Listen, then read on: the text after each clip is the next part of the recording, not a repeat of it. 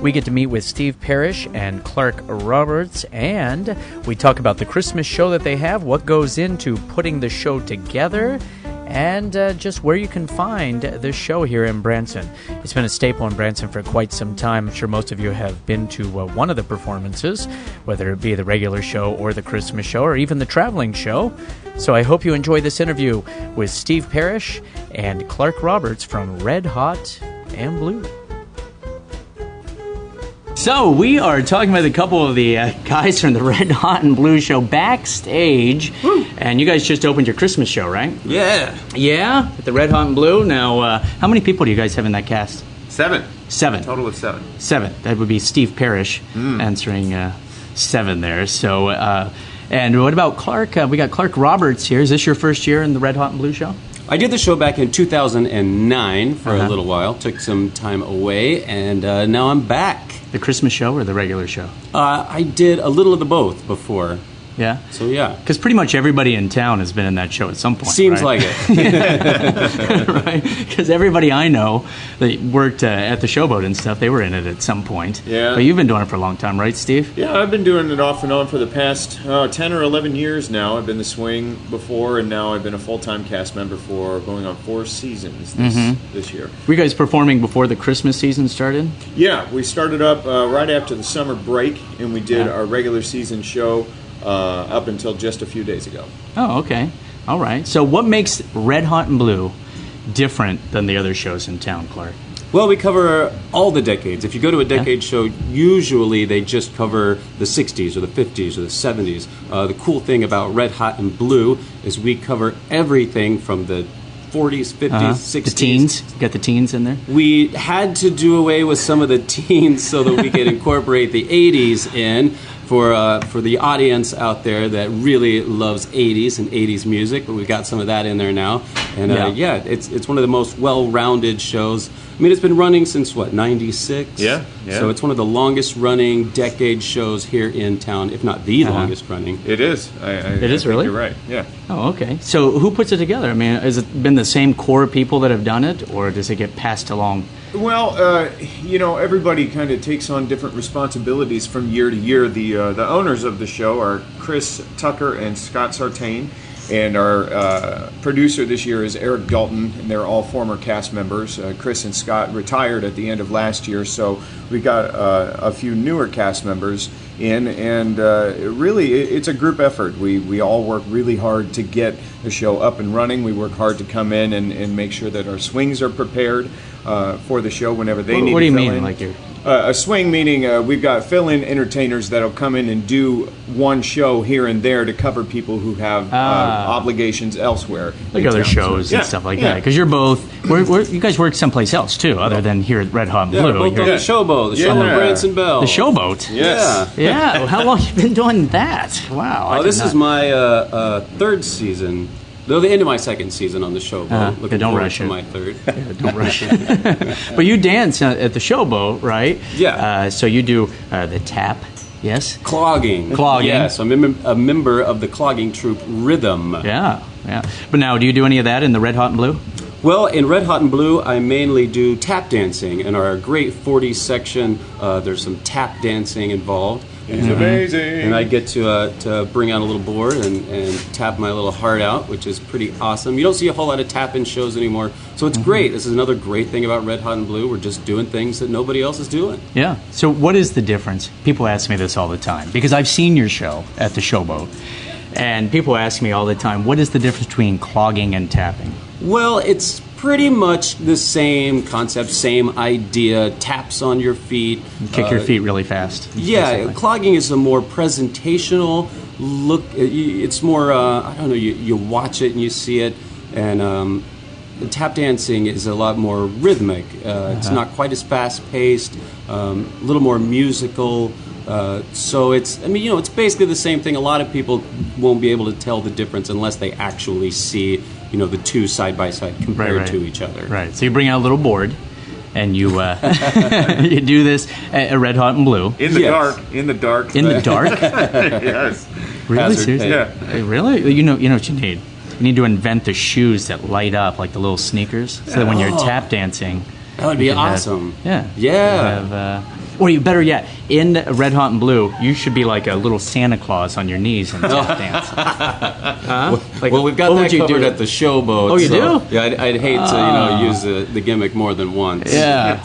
Now, Red Hot and Blue, though, that's a morning show, right, Steve? That's right. It's a 10 a.m. morning show over at the Clay Cooper Theater. At the Clay Cooper Theater? What other shows are there? There's Clay Cooper. Is he there? Does he have a show there? Clay Cooper is there. There's a Mickey Gilley show. There's the Hot Rods and High Heels, the 50s review show.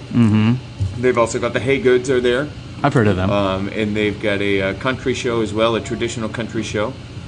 Yeah. And I think how do they fit them all in? They must not be every day, right? No, they're not. They're not. They alternate dates. We're not every day. We're 5 days a week now: Wednesday, Friday, Saturday, Sunday, and Monday. And then I don't know who's in the 10 o'clock slot when we're not doing it because we're their primary. Because you don't go in. You don't want to be there when you're not working. That's what people always ask me, have you seen all the shows at the show? But I'm like, are you kidding? Yeah. They're all great. But I am not going to come in on my time off. So what is your background, Steve? Oh, I studied voice in college at Indiana University. And so like a speech pathologist? No. I studied how to become a singer. And did a little bit of acting work in college as well as some dance. But I got called away from college pretty shortly after I started. I was there for about a year and a half, and I got a call for my first professional gig, and I took it. What was that? That was down at Walt Disney World. I was in a show called Disney's Doug Live. It was a live production of a cartoon, a kid's cartoon. It was a lot of fun. Yeah, I like Doug. He's hilarious. That's the kid with the hair all crazy. He's only got about 5 of them, but what's going on with the kids in cartoons? You got him, you got Charlie Brown. They all have like issues with the shape of their head. There's like obviously a problem with the ink that they're using that's giving these kids birth defects or something. Even Stewie nowadays, right. Exactly. What's going on with the football? The football-shaped head. I feel bad for Lois. Because whenever they show him when he was a baby, he's the same size. So, I'm just saying. But so you don't have any of that in Red Hot and Blue, though. But you did Doug. Yeah. I did. So you did the Doug show. Yes, and then so you do that, and then you moved to Branson right after that. I've done a couple of things. I've been in Branson now for 13 years strong, and I had been here one time before to cover a Christmas season out at Silver Dollar City with Dickens' Christmas Carol, as well as with an old Christmas show there called Christmas in the Ozarks. And I've worked kind of all over the country, picking up gigs here and there in between those jobs. So. Yeah, just can't hold a job, basically. Yeah, I know it. But I am now back in school as well, trying to pick up where I left off, so that's been quite a challenge. But so in Red Hot and Blue, do you do any solos or anything like that? Yeah, I've got a couple of nice features. I sing I'll Be Home for Christmas in our Big Band 40s tribute section. All year or just in the Christmas show? Just in the Christmas show. That'd be awesome. that's for Red Hot and Blue should get their hook. Like they do Christmas all year, long. And then when it comes to the Christmas season, no. It wouldn't be too shocking in Branson. People would probably expect that. Yeah. They'd probably appreciate it a little bit. There's a lot of Christmas stuff. But you do I'll Be Home for Christmas. Yeah? I'm trying to think. That's probably my biggest solo there. We've got a couple of really cool new numbers. Speaking of which, you said Clark doesn't have to dress up like a Santa Claus, but that's not true because we all dress up like Santa Clauses in Red Hot and Blue. We come out for a 50s song called Dig That Crazy Santa Claus, dressed as Santas with Heelys on as well, and have incorporated Heelys. that. What are those? They're those little shoes with wheels on the bottom. Wheel in the Oh, heel. yes. Yeah. I saw your videos online, and you were about killing yourself. You've gotten much better. Yeah, that rehearsal hope so. process, that was pretty painful. There is a learning curve when you're an adult and you have to wear. The kids make it look so easy. Yeah. We slapped them on and we spent more time on the floor than we did actually. I'm just saying. We'll throw this out around. there. Tap with those on. Oh, hey, boy. as soon as I put them on, I was like, hey, we could probably do some crossover Healy tap work. Really? Yeah. I'm like, So I'm working on it. who else do you have in the cast? You said there's like, 5 other people in the cast. Steve and right? I, Avila Martin, Nate Bittner. I didn't know Avila was in it. Yeah. Yeah, he's from, what is that, Forever Young? Forever Young. One of my favorite shows in He's town. a showboat veteran as well. We Really? with him on the Wow. showboat last year, and then he moved over to do that show this year. And the ladies, Ashley Joe, Yep. Steve's lovely wife, Kelly. Oh, you get to work with your... What? That was unnecessary. Seriously. She's listening. Well, but that was just... seriously. Now my cheek's all wet. And Lindsay, what's that like working with your wife on the show? You know, it's great. It really is great. Oddly enough, we don't see much of each other while we're on stage, so that's kind of nice. But, really? I think I see her more than you do. No, it's not nice. I mean, I miss her the entire time, but, you know, it works. It works. She used to work at the Showboat too, right? No, she's never. Oh, I thought she did. She used to work at Silver Dollar City. She was in the Echo Hollow cast of Hot Rods and Hair Dudes. I met her when she worked at Echo Hollow. Oh, really? Because I did it for one season, so I got to work with her. So real quick, who else do you have in the cast? Because we have to Lindsay Perincchio is the last girl. And then that's it. That's it? That's 7? All right, all cool. the guys and all the girls. So if they want information about the show, do you know what the website is?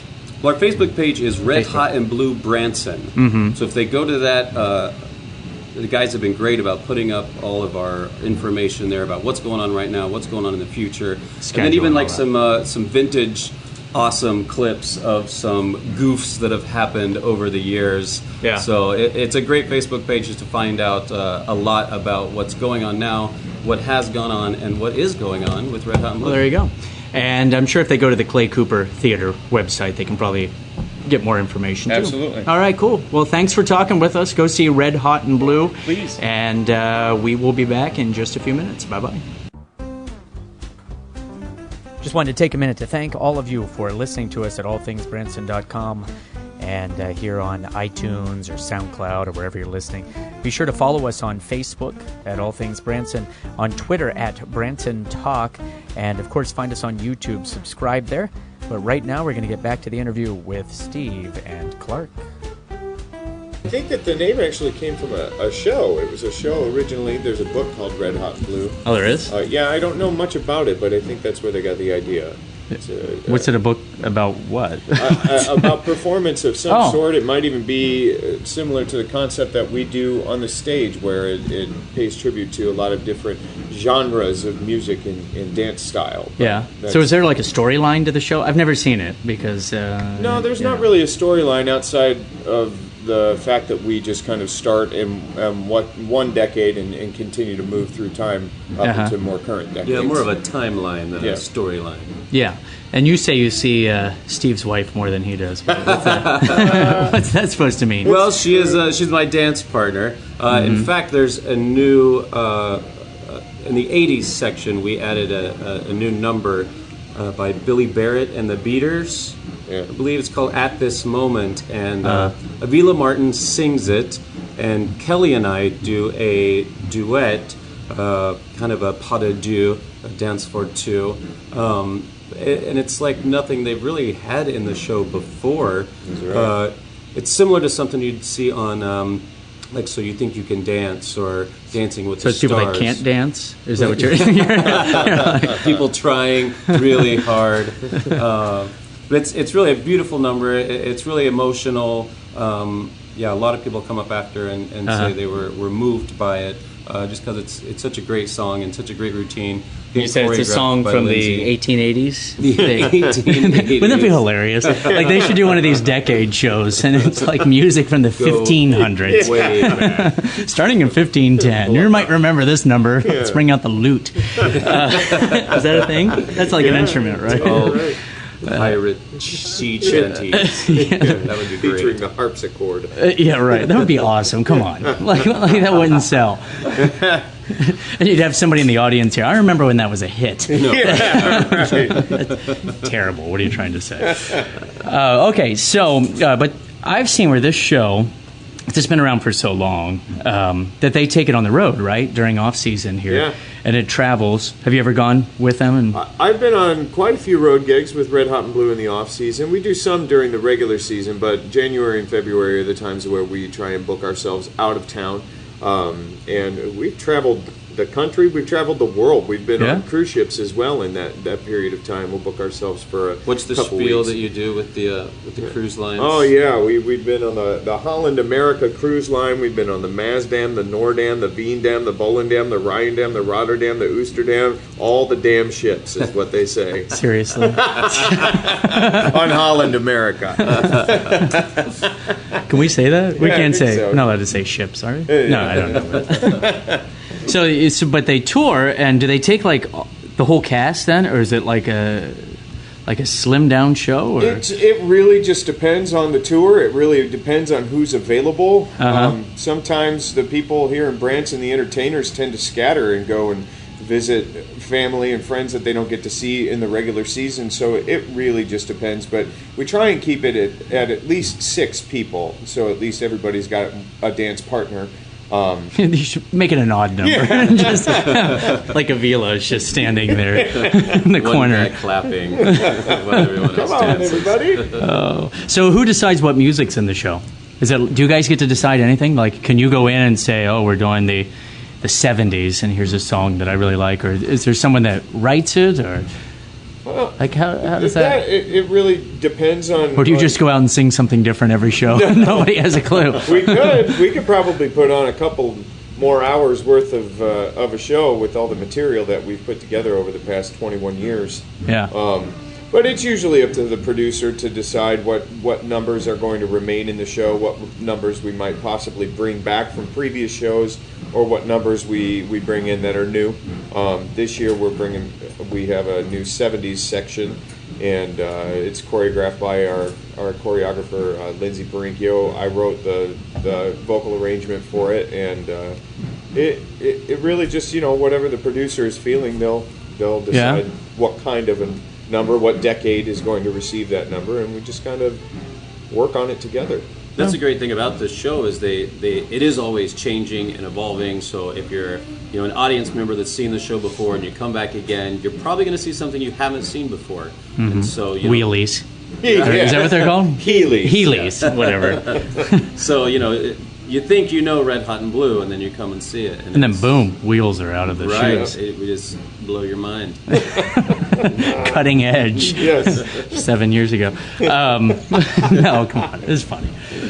But all right, so your typical audience. I mean, I hear about it all the time because I'm out in the lobby and people come by all the time and they'll say, "Oh, is that guy from Red Hot and Blue?" So you must get a pretty good size audience. You get a lot of repeat people. Do you get to know some of the audience members? You've been in it for a few years. Yeah, so. we have quite a few repeat customers. I mean, some people buy season passes to the show and to the theater. Oh, you have a season pass? So I could come every day if I wanted? if they wanted to. And, some people are so diligent with their attendance that they are there every Saturday. And so even if I don't know what day it is, when I see them, I'm reminded. You're like, Kelly's here. It must be Saturday. Yeah, right. Exactly. She showed up, but...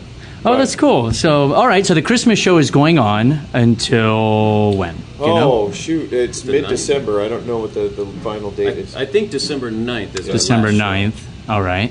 And Go to the Facebook page. Yeah. go to the Facebook page and check that out because we're not airing this until March. So we do all the Christmas ones in the spring. And just to prepare everybody, know. Well, thanks for talking with us. Thank you. And I'm going to come out and maybe see the show. How about great. that? And I'm going to try to see you guys at the Showboat. I'll come by. I'll try to see you at the Showboat. I hear it's great. I hear your dancing is the favorite part of the show. Are you talking to Steve? No, I'm talking. No, we've all seen Steve's dancing. It's like a full body dry heave. No, come on, it's not that bad. Yeah, we have a lot of fun. Yeah. All right, well, go see them at the Clay Cooper Theater. Yes. Right. In the morning, it's a morning show, so go check it out. Check out the Facebook page and go to Clay Cooper's page for the theater to get all the information. Thanks for joining us on our latest edition of All Things Branson podcast here with some of the latest and greatest interviews. And thanks to Steve and Clark for joining us and talking about Red Hot and Blue. I hope that you'll join us on Facebook at All Things Branson. And, of course, check out the website, allthingsbranson.com. You can always find us on Twitter at Branson Talk. And, of course, on YouTube, which is becoming huge for us suddenly. So be sure to go there and subscribe. That way you'll get a notice when something new comes out. We're trying to release things at least twice a week on YouTube. So we'd appreciate your following. Email us as to who we should talk to next at allthingsbranson@gmail.com. And, of course, comment on our podcast. Let us know your thoughts on Red Hot and Blue, on, well, just anything going on in Branson. We hope to hear from you. I'm Christopher James. Thanks for listening.